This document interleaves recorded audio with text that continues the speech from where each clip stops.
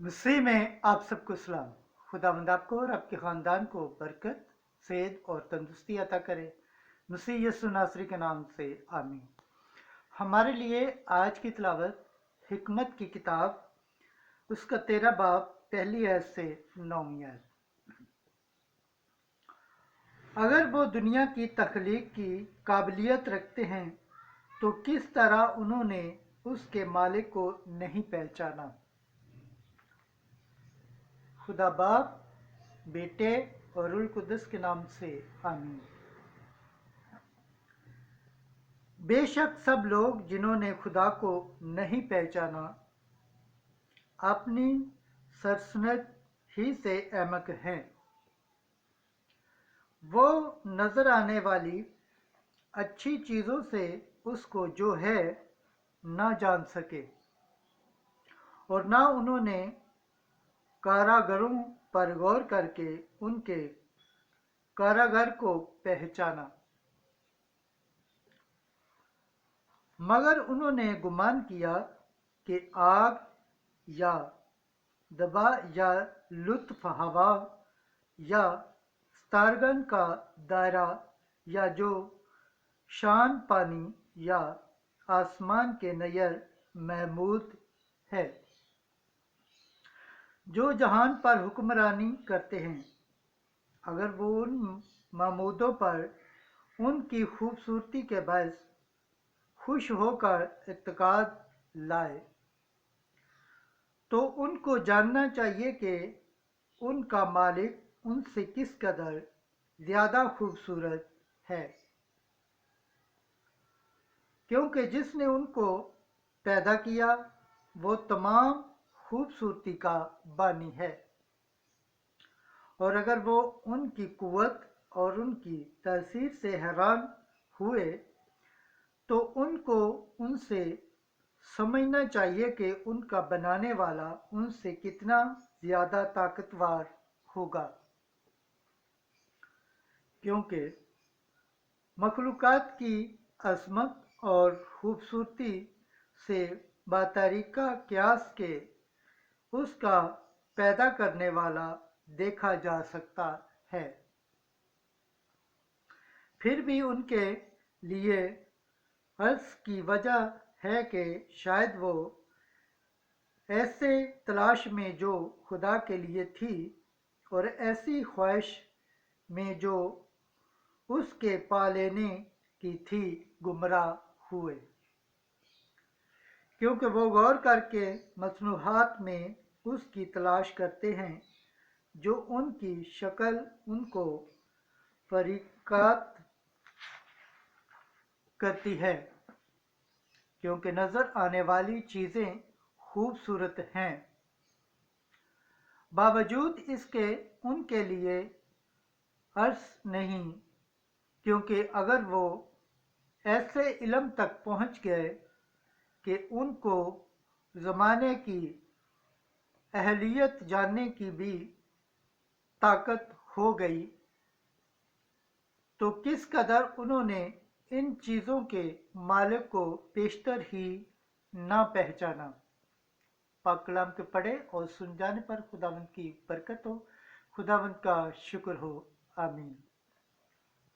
आज का ज़बूर पढ़ा जाएगा, ज़बूर 18 उसकी दूसरी आयत से 5वीं आयत। जो मायती जवाब फलक खुदा का जलाल बयान करता है। फलक खुदा का जलाल बयान करता है और फिजा उसकी दस्तकारी की खबर देती है। दिन से दिन बात करता है और रात को रात मार्फत देती है। जमायती जवाब फलक खुदा का जलाल बयान करते हैं। कोई कलाम नहीं, कोई तहरीर नहीं जिसकी आवाज़ सुनाई ना दे। उनकी गवाही तमाम ज़मीन पर और उनका पैगाम दुनिया की इंतहा तक पहुँचता है। जमायती जवाब फलक खुदा का जलाल बयान करते हैं। खुदावंद के पाक कलाम पढ़े और सुन जाने पर खुदावंद की बरकत हो, खुदावंद का शुक्र हो, आमीन। آج کی انجیل مقدس لوکا کے مطابق اس کا 17 باب 26 آیت سے 37 آیت۔ ابن انسان کے حضور کے دن ایسا ہوگا۔ ایک دن یسوع نے اپنے شاگردوں سے کہا کہ جیسا نوح کے دنوں میں ہوا تھا اسی طرح ابن انسان کے دنوں میں بھی ہوگا، کہ لوگ کھاتے پیتے بیاہ کرتے اور بیاہے جاتے تھے اس دن تک کہ نوح کشتی میں داخل ہوا اور طوفان نے آ کر سب کو ہلاک کیا، یا جیسا لوط کے دنوں میں ہوا تھا کہ لوگ کھاتے پیتے اور خرید و فروخت کرتے اور درخت لگاتے اور مکان بناتے تھے، مگر جس دن لوط سدوم سے نکلا تو آگ اور گندک آسمان سے برسی اور سب کو ہلاک کر دیا۔ ابن انسان کے ظہور کے دن بھی ایسا ہی ہوگا۔ اس دن جو کوٹھے پر ہو اور اس کا حساب گھر میں ہو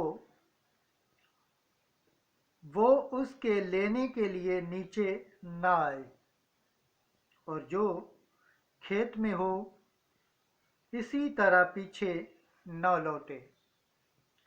لوط کی بیوی کو یاد رکھو، جو کوئی اپنی جان بچانے کی کوشش کرے وہ اسے کھو دے گا، اور جو اسے کھوئے وہ اسے بچا رکھے گا۔